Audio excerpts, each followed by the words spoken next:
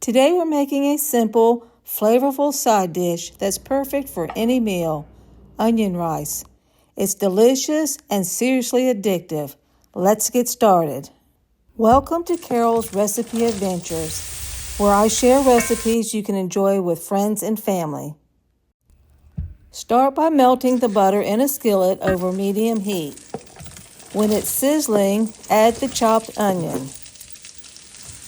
You will sauté until the onion is almost tender. Next, stir in the rice, making sure the rice is mixed well in the butter and onion. Stir occasionally until the rice starts to lightly brown. Season with black pepper and then pour in the chicken broth, and you'll be bringing this to a boil. Once it's bubbling, reduce the heat to low. Then you'll need to cover the skillet with a lid and let it simmer for 20 minutes. Look at that, perfectly fluffy golden rice packed with onion flavor. This is a great side dish, easy to make, and your family and friends will love it.